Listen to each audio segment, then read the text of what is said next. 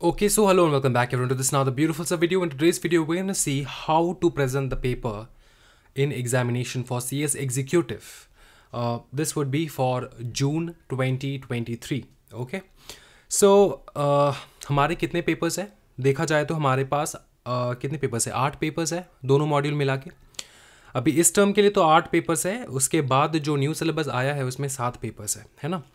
तो इस टर्म में कौन से पेपर्स हैं हमारे एक बार देख लेंगे हम लोग। अच्छे से वीडियो को देखो, मतलब बहुत ज़्यादा इंपॉर्टेंट इन्फॉर्मेशन मैं यहाँ पे स्प्रेड करने वाला हूँ सो दैट आप लोग को वो इन्फॉर्मेशन मिले, एग्जामिनेशन में सही प्रकार से लिख पाओ, एग्जामिनेशन में कोई एक्स्ट्रा मार्क आपका ना कटे बल्कि एक्स्ट्रा मार्क ऐड हो जाए आपका।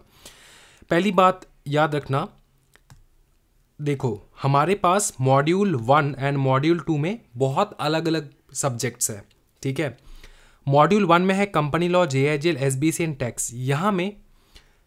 यहाँ पे टैक्स जो है ये MCQ पेपर है, CMA एंड आपका FMSM जो है ये MCQ पेपर है। ये सिर्फ केवल इसी टर्म के लिए, मतलब इसी जो ओल्ड सिलेबस है 2017 वाला सिलेबस, इसके लिए एप्लीकेबल है। जो नया सिलेबस आ चुका है 2022 उसके लिए एप्लीकेबल नहीं है। वहाँ पे पूरा थियोरेटिकल है, आपको लिखना होगा, ठीक है।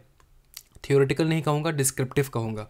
डिस्क्रिप्टिव है क्योंकि थ्योरी प्लस प्रैक्टिकल दोनों आने वाला है। गॉट इट, पूरा लिखना होगा। इस बार दिसंबर एंड जून 2024 ये 2 अटेम्प्ट और बच चुके हैं इस अटेम्प्ट को छोड़ के, जहाँ पे आपको ओल्ड सिलेबस आप दे पाओगे। ओके, ये हो चुका है MCQ समझ में आ चुका है। ओके, MCQ पेपर्स 2 है मॉड्यूल 2 के, MCQ पेपर्स 1 है मॉड्यूल 1 के, और 2 है आपके थियोरेटिकल पेपर जो कि है आपका SLCM and EBCL and company law and JIGL and SBC। यहाँ पर 3 पेपर है मॉड्यूल 1 के, ठीक है। मॉड्यूल 2 के 2 पेपर है आपके डिस्क्रिप्टिव एंड मॉड्यूल 1 के 3 पेपर है डिस्क्रिप्टिव।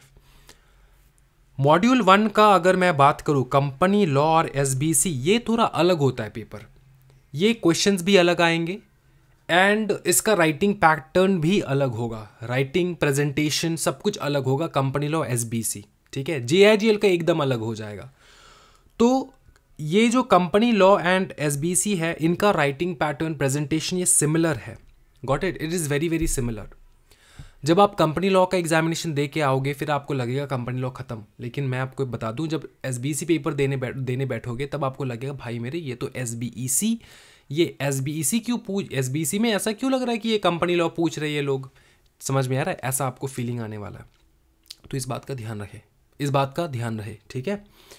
सुनो, JIGL अलग है। JIGL आप सिंपल पैटर्न में भी लिख सकते हो, कैसा पैटर्न है क्या है, और कंपनी लॉ SB से कैसे अलग है, ठीक है, वो भी मैं आपको बताऊंगा। इतना समझ में आ चुका है।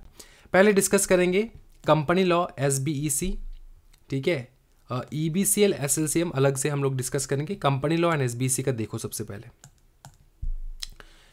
इसका जो पेपर है ना, कंपनी लॉ SBC में 2 प्रकार के क्वेश्चंस पूछे जाते हैं। एक होता है आपका केस स्टडी बेसिस, एक आएगा आपका पकड़ लो एकदम केस स्टडी, ठीक है, केस स्टडी एकदम आ जाएगा केस स्टडी, और दूसरा आएगा नॉर्मल डायरेक्ट क्वेश्चन ऐसे बन जाएगा, ठीक है। एक तो आ सकता है केस स्टडी, दूसरा आ सकता है normal direct question. 60% to 70% paper जो है आपके बनेंगे केस स्टडी बेसिस। तो इसमें प्रेजेंटेशन अलग हो जाता है, समझ में आ रहा है, इसमें प्रेजेंटेशन अलग हो जाता है। कंपनी लॉ एंड SBC में आपको प्रेजेंटेशन के ऊपर बहुत ज़्यादा ध्यान रखना है। एग्जामिनर बहुत टाइम वेस्ट नहीं करेगा आपका पेपर पढ़ने के लिए, ठीक है। तो आपको इस प्रकार से प्रेजेंट करना होगा कि एग्जामिनर फटाफट उस पेपर को देख के, मार्क देख के फटाफट आपको अच्छा मार्क्स मिल जाए। याद रखना, प्रेजेंटिंग आपको आंसर को कैसे प्रेजेंट करना है, सबसे पहले ये देखो कंपनी लॉ एंड SBC में हमेशा याद रखना, जो डायरेक्ट क्वेश्चन है वो नॉर्मली जैसे आप डायरेक्ट लिखते हो वैसे लिखोगे। अब कैसे वो लिखना है वो बाद में देखेंगे डायरेक्ट वाले। पहले केस स्टडी वाले सुनो। केस स्टडी वाले क्वेश्चंस जो है ये हमेशा 3 पार्ट में डिवाइड कर दोगे, ठीक है। Dividing the answer in 3 parts, या तो 4 पार्ट या तो 3 पार्ट। पहला पार्ट होगा आपका, बताओ, related provision.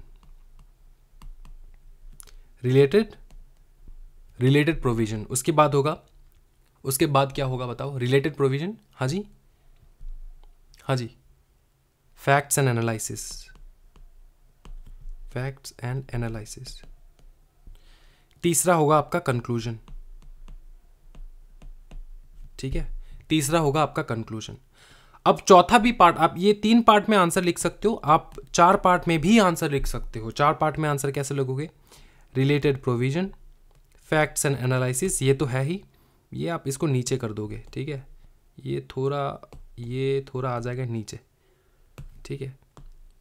Related provision, facts and analysis आ जाएगा लास्ट में, कंक्लूजन ऊपर में आ जाएगा सेक्शन। सेक्शन में आप सेक्शन नंबर कोट करोगे, सेक्शन में आप सिर्फ सेक्शन नंबर कोट करोगे, फिर यहाँ पे प्रोविजन कोट करोगे, यहाँ पे फैक्टर एनालिसिस, यहाँ पे। अब अगर 3 पार्ट में आप डिवाइड कर रहे हो, यहाँ पे रिलेटेड प्रोविजन में आपको सेक्शन नंबर कोट करना होगा एंड प्रोविजन एक साथ लिखना होगा। अगर आप चाहो तो अलग अलग भी लिख सकते हो, तो अलग अलग लिखोगे 4 पार्ट में हो जाएगा, और अगर एक साथ लिखोगे तो 3 पार्ट में हो जाएगा। समझ में आ रहा है? ऐसा आपको ड्राफ्ट करना होगा आपके केस स्टडी। अब केस स्टडी का कैसा प्रॉपरली ड्राफ्टिंग होता है उसका एक लिंक मैं डिस्क्रिप्शन में दे दूंगा। मैंने केस स्टडीज बहुत सारा करवा रखा है, एक बार वो देख लेना, आपको बहुत मदद आएगा। क्वेश्चंस कैसे पढ़ना है वो भी मैं आपको समझाऊंगा, मतलब समझा दिया ऑलरेडी उस वीडियो में, यहाँ पर भी थोड़ा समझा दूंगा। वो वीडियो एक बार देख लेना, मैंने टॉप में जो है लगा देना वीडियो को, डिस्क्रिप्शन में एक बार देख लेना वो वीडियो, ठीक है। ये हो चुका है, ये नॉर्मली आपको समझ में आ चुका है कि कैसे आपको आंसर को डिवाइड करना है।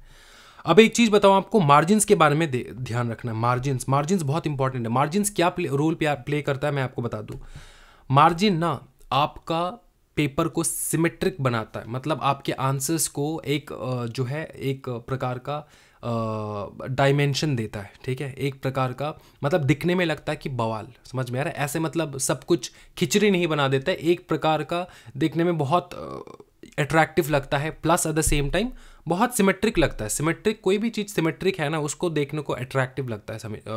कोई भी बंदा, किसी का फेस कटिंग पकड़ लो, ज़्यादा गोल है तो मतलब ज़्यादा अच्छा नहीं लगता, लेकिन थोड़ा जो आपका जॉ लाइन वगैरह सिमेट्रिक हो तो मतलब मज़ा आ जाता है दिखने में, है ना। वैसे ही आपके answer, first impression is the last impression भाई मेरे, ये मान के चलो आप, ठीक है। मार्जिन्स कैसे करना है, देखो, आंसर पेपर जब आपको मिलेगा ना, आपको पहले से ही ऐसे लेफ्ट में एक लाइन ड्रॉन दिखेगा ऐसे करके, ठीक है, ऐसे करके आपको लाइन ड्रॉन दिखेगा। तो जब आप ये 3 पार्ट में आंसर डिवाइड करोगे ना, तो हमेशा याद रखना आपको क्या करना है, ये आपका पेपर मिल चुका है, ये आपका पेपर मिल चुका है, ठीक है। ऐसे मतलब एक लाइन ऐसे रहता है पेपर में एक लाइन ऐसे रहता है हमेशा, ठीक है। आपको और एक लाइन ड्रॉ करना है ऐसे, ठीक है, और एक लाइन ऐसे ड्रॉ करना है, बस।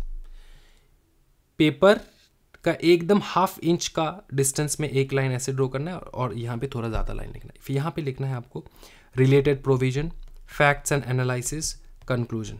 समझ में आ रहा है? ऐसे पेपर को डिवाइड कर देना है, आंसर को डिवाइड कर देना है, और ऐसे मार्जिन्स वगैरह जो है वो ड्रॉ कर लेना है। हमेशा याद रखना, जैसे आंसर हमेशा याद रखना, एक आंसर नए पेज से ही, मतलब कोई भी नया आंसर नए पेज से स्टार्ट होगा, कोई भी नया आंसर नए पेज से शुरू होने वाला है। पकड़ लो, यहाँ पे लिख रहे हो, इस पेज में आप लिख रहे हो, अगर ये आंसर लिखते लिखते आपका नेक्स्ट पेज भी चला गया तो नेक्स्ट पेज भी आपको ड्रॉ करना होगा ऐसे मार्जिन। फिर यहाँ पर जो नीचे जगह बच चुका है ना, इसको बच चुका है, उस जगह को ऐसे करके एक मार्जिन ड्रॉ कर देना, जैसे कि समझ में आ जाए आंसर खत्म हो चुका है। यहाँ पे कंक्लूजन है ना, यहाँ पे कंक्लूजन खत्म, और यहाँ पे लास्ट में आंसर को बंद करने के लिए एक मार्जिन ड्रॉ कर देना है। समझ में आ चुका है? कोई दिक्कत वाली बात नहीं है सर, ठीक है। अब नया आंसर इस सेम पेज से स्टार्ट मत करना, हमेशा याद रखना, every new question new answer. अब अगर आप क्वेश्चन नंबर 1 का ए लिख रहे हो तो ये आपने यहाँ पे ए खत्म हो चुका है। फिर क्वेश्चन नंबर ए का जो बी लिखोगे ना वो नए पेज से होगा, ए का जो सी लिखोगे ना वो नए पेज से होगा, मतलब 1 का जो सी लिखोगे, 1 का जो डी लिखोगे वो नए पेज से होगा, 1 का जो ई लिखोगे वो नए पेज से होगा। हमेशा याद रखना, ये रूल्स है, ठीक है। मार्जिन का समझ में आ चुका है, कोई दिक्कत वाली बात नहीं है।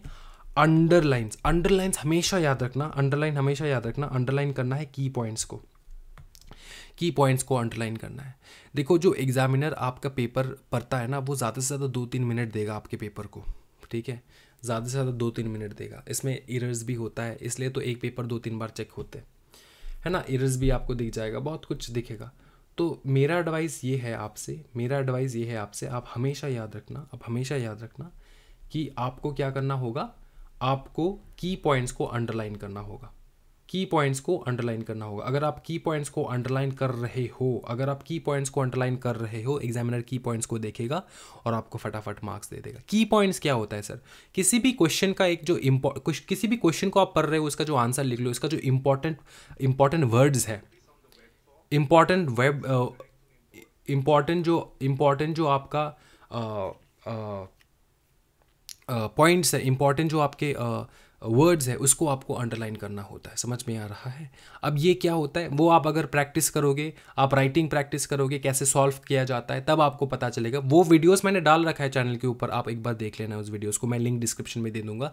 सेम ही वीडियो है जहाँ पे मैंने केस स्टडीज सॉल्व करवाया। केस स्टडीज में मैंने अंडरलाइन कौन सा पॉइंट की पॉइंट्स होते हैं वो भी मैंने दिखवाया कि ऐसे ऐसे पॉइंट्स को की पॉइंट्स कहा जाता है, इसको अंडरलाइन किया जाता है। समझ में आ चुका है अंडरलाइनिंग द की पॉइंट्स? ठीक है, ओके। ये तो हो चुका है आपके केस स्टडी बेस। बाकी जो नॉर्मल क्वेश्चंस है ना, इसको कैसे अटेम्प्ट करना होता है? इसको अटेम्प्ट करना होता है, हमेशा याद रखना पैराग्राफ फॉर्मेट में। कोई भी आंसर लिख रहे हो ना, आप उसको पैराग्राफ फॉर्मेट में लिखो, पैराग्राफ फॉर्मेट में लिखो। विश्वास करो मेरा, ठीक है, कि बहुत सारे स्टूडेंट्स ने जिन्होंने भी previously who have given the examination for CS executive and वो scored very very good marks, they came up to me and they told me, sir, thank you so much, ठीक है, they conveyed their feelings, okay, that sir thank you so much for your presentation skills ना, ये जो आपने करवाया हमें presentation वाला चीज़, इससे मेरे को मार्क्स बहुत ज़्यादा एडिशन हो गए, 11 mark, 12 mark, 13 mark, 14 mark, 15 mark, बहुत ज़्यादा एडिशन हो चुका है। तो पैराग्राफ फॉर्मेट में लिखने से क्या होता है कि ज़्यादा जो आंसर है ना, वो ज़्यादा खिचड़ी नहीं बनता। इसमें पैराग्राफ में सुंदर सुंदर लगता है कि अच्छा ठीक है, ये पॉइंट है, ये पॉइंट है, ये पॉइंट है। तो आंसर्स को जितना हो सके आप पैराग्राफ फॉर्मेट में लिखने की कोशिश करो हमेशा हमेशा, जो कि डायरेक्ट क्वेश्चंस रहते हैं। ठीक है, जिस बच्चे ने 79 लाया, नेहा प्रजापति, ठीक है, JIGL में, उनने भी पूरा, मैंने उनका पेपर रिव्यू कर रखा है चैनल के ऊपर, एक बार देख लेना। उनने भी पैराग्राफ फॉर्मेट में लिखा है, बहुत ब्यूटीफुल हैंड राइटिंग के साथ। तो आपको इस बात का ध्यान रखना है, ठीक है, पैराग्राफ फॉर्मेट में सब कुछ जाएगा। ठीक है, आप ऐसे नहीं कि ऐसे मत लिख देना, ऐसे मतलब समझ ना, ऐसे ESSAY, ये वाला ऐसे, इंग्लिश वाला ऐसे के बारे में बात करूँ मैं, ऐसे मत लिख देना। ऐसे मतलब स्टार्टिंग किया यहाँ पे ख़त्म, मतलब ऐसे लिखते गए, ऐसे मत कर देना। ठीक है, पैराग्राफ फॉर्मेट में आपको लिखना है, इस बात का बहुत बहुत ज़्यादा ध्यान रखना है। Which questions to answer first, देखो क्वेश्चन में हमेशा आप पेपर में देखेगा आपको पार्ट A है, पार्ट B है, पार्ट C है। कौन सा क्वेश्चन हमको, सर मेरे को पार्ट A भी अच्छे से नहीं आ रहा है, मेरे को पार्ट C आ रहा है, मैं क्या करूं? बहुत सारे स्टूडेंट्स पेपर के स्टार्टिंग में ही गलती कर देते हैं, पार्ट A से शुरू करते हैं, A का A लिख देते, B का B लिख देते, A का B लिख देते, A का C, और स्टार्टिंग में एग्जामिनर जब चेक करता है उसका फर्स्ट इंप्रेशन क्या रहता है, भैया ये तो गलत आंसर लिख दिया उसने, और फिर वो अच्छे से जो है नहीं करता है। तो बात कुछ ऐसा है कि सर मेरे को पार्ट C बहुत अच्छे से आ रहा है, मेरे को पार्ट B, पार्ट E अच्छे से नहीं आ रहा है, मतलब मैं पढ़ के तो गया था बहुत अच्छे से, लेकिन मेरे को पार्ट C से लिखना है, तो क्या मैं लिख सकता हूँ? हाँ, लिख सकते हो। हमेशा याद रखना, जिस भी पोर्शन में आपका कॉन्फिडेंस ज़्यादा हो उसी पोर्शन से स्टार्ट करना है। कुछ सब्जेक्ट्स के बारे में मैं बता दूँ, भैया ये वीडियो इतना ज़्यादा इन्फॉर्मेटिव है ना कि मतलब क्या ही बताऊँ, मेरे को तो मज़ा ही आ रहा है, बहुत मज़ा आ रहा है मतलब बताने में, क्योंकि मेरे को पता है कि आप लोग कहाँ पे मिस्टेक करोगे। देखो एक चीज़ समझ लो, पहले एक चीज़ इन जनरल बता दूं, फिर सब्जेक्ट वाइज बताऊंगा। कोई भी पार्ट आपको इजी लग रहा है उस पार्ट से स्टार्ट करो, पार्ट C इजी लग रहा है पार्ट C से स्टार्ट करो। लेकिन एक चीज़ का ध्यान रखना, अगर पार्ट C में क्वेश्चन नंबर 1 कर रहे हो तो क्वेश्चन नंबर 1 का A B C एक साथ करना है। ऐसे नहीं करना है कि क्वेश्चन नंबर 1 का A किए, क्वेश्चन नंबर 2 का C किए, क्वेश्चन नंबर 3 का B किए, फिर लिखे क्वेश्चन नंबर 1 फिर से 1 का B किए, फिर 1 का C किए, फिर 3 का C किए, फिर 2 का A किए। ऐसे उल्टा सीधा क्वेश्चन आंसर मत लिखना। एग्जामिनर को ऐसा मतलब जाएगा इंफॉर्मेशन कि एग्जामिनर को ऐसा इंफॉर्मेशन जाएगा कि भैया इस बंदे को कुछ आता नहीं है, ये बंदा पढ़ के नहीं आया है। तो इसलिए हमेशा याद रखना, कोई भी पार्ट आप चूज़ कर रहे हो, क्वेश्चन नंबर 1 अगर कर रहे हो तो 1 के ABC करो, फिर 2 के ABC करो, फिर 3 के ABC करो, तो बेटर है। अगर बाई चांस आपका 1 करना है 3 करना है तो ऐसे भी करो, 1 का ABC करो, 3 का ABC करो एक साथ, उसके बाद अगर 2 करना है फिर करो। ऐसे मत करना है कि 1 का A, 2 का C, फिर 2 का A, फिर 3 का C, फिर 1 का B, फिर 3 का A, ऐसे करके नहीं करना, सीरियल वाइज करना है। ठीक है, इस बात का ध्यान रख सकते हो। हाँ जी, देखो कुछ कुछ सब्जेक्ट जैसे कि कंपनी लॉ मैं बता दूं सबसे पहले स्टार्ट करना है, अगर मेरा एडवाइस मानोगे तो कोई भी पार्ट से स्टार्ट कर सकते हो। मैं करता हूँ, कंपनी लॉ का अलग है। कंपनी लॉ सबसे पहले क्वेश्चन पेपर में फटाफट क्वेश्चंस पढ़ो और सेक्शन नंबर कोट कर लो कौन सा सेक्शन का आ रहा है, क्योंकि बाद में जब लिखने बैठोगे सेक्शन नंबर भूल जाओगे। तो फटाफट क्वेश्चंस एक बार पढ़ लो। क्वेश्चन पढ़ने का तरीका अलग अलग है। क्वेश्चन कैसे पढ़ोगे, नीचे से स्टार्ट करो। क्वेश्चन नंबर 1 का ए जो है ना, ये पूरा क्वेश्चन है, तो लास्ट लाइन से स्टार्ट करोगे पढ़ना। जैसे पढ़ लोगे लास्ट लाइन, तुमको पता लग जाएगा कि कौन से सेक्शन नंबर का है। फॉर एग्जांपल 111 है, सर्कुलेशन मेंबर्स रेजोल्यूशन, तो फटाफट 111 लिख लेना क्वेश्चन पेपर में, सो दैट आपको बाद में भूल ना जाओ। ऐसे कर लेना पूरा क्वेश्चन पेपर में पहले, ठीक है। फिर आपको देखना कि कौन सा पार्ट आपको ईजी लग रहा है। अगर पार्ट सी ईजी लग रहा है, पार्ट सी जाओ, फिर बी जाओ, फिर पार्ट सी, अगर पार्ट सी ईजी लग रहा है, पार्ट सी जाओ, पार्ट बी जाओ, फिर पार्ट ए जाओ, ठीक है। नॉर्मली कंपनी लॉ में पार्ट सी सबसे इजी रहता है, फिर बी इजी रहता है, फिर ए इजी रहता है। ये नॉर्मली है, लेकिन आप अपने अकॉर्डिंग कर सकते हो। मैं ये नॉर्मल बताऊंगा क्योंकि ये इजी रहता है नॉर्मली। बाकी अगर आप ए बी सी करके जाओगे तो बहुत बढ़िया, अगर आपको बहुत अच्छे से आता है तो कोई दिक्कत वाली बात नहीं है, ठीक है। ये कंपनी लॉ का मैंने बता दिया। एसबीईसी का हमेशा याद रखना, एसबीईसी का पार्ट ए कभी टच नहीं करना है। पहले बी एंड सी करो, पहले तो सी करो एसबीईसी का। लॉटरी चैप्टर्स है, लॉटरी 25 मार्क्स आराम से। Lottery chapters 3 chapters 25 mark. अभी जो पार्ट सी है ना, इसको बहुत अच्छे से कर लो। पार्ट सी सबसे पहले करो, पार्ट बी करो। पार्ट ए तुम्हारा दिमाग खराब कर देगा। पार्ट ए का क्वेश्चन पढ़ोगे तुमको लगेगा यार मैं फेल होने वाला हूँ एग्जामिनेशन में, इसलिए मैं बता रहा हूँ part B and part C सबसे पहले निपटाओ, फिर पार्ट ए में जाना एसबीईसी का। ये गुरु मंत्र है, मैं अभी आपको बता रहा हूँ, कोई नहीं बताएगा आपको। एसबीईसी, ठीक है। कंपनी लॉ एसबीईसी हो चुका है। फिर सुनो, जेआईजीएल का आप कहीं से भी स्टार्ट कर सकते हो, कोई दिक्कत वाली बात नहीं है।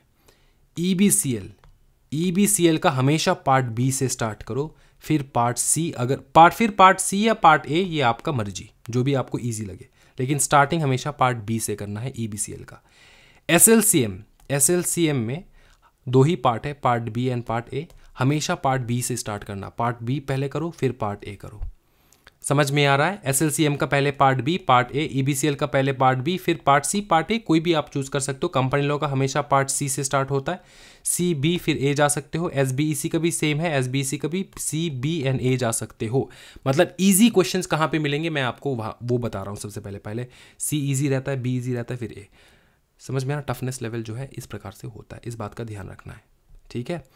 क्या पहले मैं पार्ट सी करके फिर पार्ट बी में जा सकता हूँ? हाँ, कोई दिक्कत वाली बात नहीं है। आपको प्रॉपर एडिशनल मार्क्स भी मिलेंगे अच्छे से, तो आपको उन सारी चीज़ों को लेकर टेंशन नहीं लेना है एकदम, ठीक है भाई मेरे। कोई दिक्कत वाली बात नहीं है, आराम से समझ में आ चुका है। ओके, ठीक है, समझे ना। फिर देखो, how much time to give in 1 question. एक क्वेश्चन में कितना टाइम देना है? 1 से 2 मिनट का टाइम लगाओगे क्वेश्चन पढ़ने में। मार्क्स के हिसाब से डिवाइडेड है टाइम भी, है ना। कितना लिखना है पहले वो बता दूं।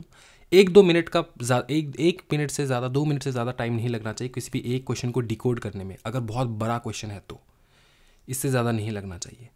कितना लिखना है? अगर 8 मार्क का क्वेश्चन है, पहले मैं बता दूं कंटेंट मैटर करता है।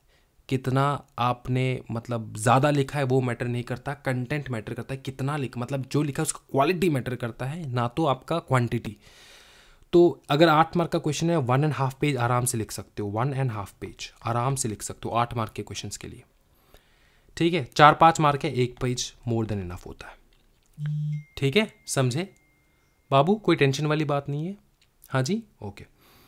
ये हो चुका है। टाइम कितना देना? 1-2 मिनट पढ़ने में, फिर 5 मिनट, इससे ज़्यादा नहीं, 5-6 मिनट, 7 मिनट, इससे ज़्यादा नहीं। घड़ी हमेशा लेकर रखना हाथ में।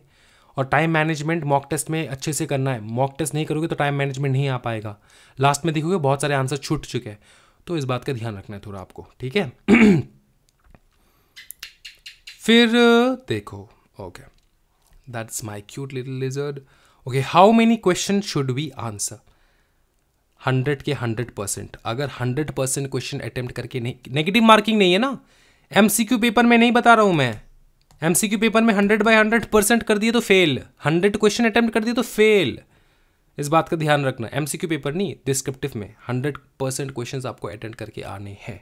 अगर 100% क्वेश्चन नहीं लिख रहे हो तो आपके पास करने के चांसेस बहुत कम है, क्योंकि अगर बाई चांस एग्जामिनर जो है वो एवरेजिंग कर रहा है, 2-2 मार्क दे के जा रहा है, 2-2 मार्क 2-2 मार्क, बहुत मतलब पेपर चेक कर लिया, अब उसके अंदर एनर्जी नहीं है, 2-2 मार्क करके दे रहा है फॉर एग्जाम्पल, तो आपको पास हो जाओगे आप। समझ में आ रहा है ना, उस बात का ध्यान रखना है। अच्छा, ये क्या सर होता है, मैंने देखा है। ICSE सर बोलेगा नहीं होता है, ICSE सर बोलेगा प्रूफ दिखाओ, ये हो चुका है पहले, ठीक है। तो टेंशन मत लो, मैं जो कह रहा हूँ उसको गुरु मंत्र के हिसाब से लो, एंड इस बात का ध्यान रखना है थोड़ा थोड़ा आपको, ठीक है। ओके, समझ चुके सर। MCQ पेपर में कितना, MCQ पेपर में सुनो, अगर 60% आपका पेपर आपको आता है, 60% पेपर पूरे अच्छे तरीके से आता है, तो और 10 क्वेश्चन आप तुक्का मार सकते हो, कोई दिक्कत वाली बात नहीं। मतलब 70% क्वेश्चन अटेम्प्ट करके आओ, कोई दिक्कत नहीं। अगर 70% बहुत अच्छे से आता है तो आप और 15 क्वेश्चन आप तुक्का मार के आओ, कोई दिक्कत वाली बात नहीं है। और 15 क्वेश्चन आप तुक्का मार के आओ और कोई दिक्कत नहीं, 85 तक का आप जाओ, कोई दिक्कत वाली बात नहीं। अगर आपको सिर्फ 40% ही आता है तो भैया 5 क्वेश्चन से ज़्यादा तुक्का नहीं मारना है, क्योंकि 40% में वैसे भी 1-2 आपका निकल जाएगा, फेल हो जाओगे आप। मतलब 40%, 40 मार्क्स का पूरा आता है। आप अगर 100% श्योर हो 40 मार्क्स आता है, तब तो 40 से ज़्यादा अटेम्प्ट ही नहीं करना है। और अगर आपको लग रहा है कि यार मेरे को लग रहा है कि 38 मेरे को आता है अच्छे से और 2 मार्क्स, तो और 5-6 आप तुक्का मार सकते हो, इससे ज़्यादा तुक्का नहीं मारना है। जय माता दी नहीं करना है। समझ में आ रहा है, इस बात का ध्यान रखना है, ठीक है। How many question should be answer, how to read questions हमेशा लास्ट से रीड करो, लास्ट पैराग्राफ से रीड करो, तब जाके आपको क्वेश्चन का असली क्वेश्चन पता लगेगा, टाइम वेस्ट नहीं होगा। ऊपर से रीड करोगे क्वेश्चन तो आपको कुछ समझ में नहीं आएगा, पहले लास्ट पैराग्राफ रीड करो क्वेश्चन का, तो आपको लग जाएगा अच्छा ये इस सेक्शन से पूछा गया है, ठीक है। डिस्कशन ऑन MCQ में ऊपर में बहुत कुछ मैंने बोल दिया। अच्छा, MCQ हमेशा याद रखना, ये CS का एग्जामिनेशन है, 60% जो है आपका थ्योरी आएगा, ठीक है। 60% थ्योरी, 60 to 70% आपका थ्योरी आएगा, 110%, ठीक है।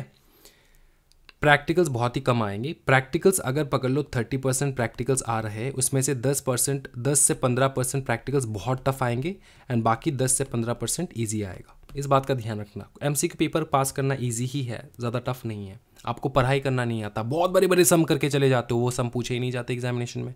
छोटे छोटे करो, छोटे छोटे, ठीक है। और आपका प्रैक्टिकल टीचर और इन डेप्थ नॉलेज देगा आपको कि कितना आपको करना चाहिए, कितना नहीं करना चाहिए ना।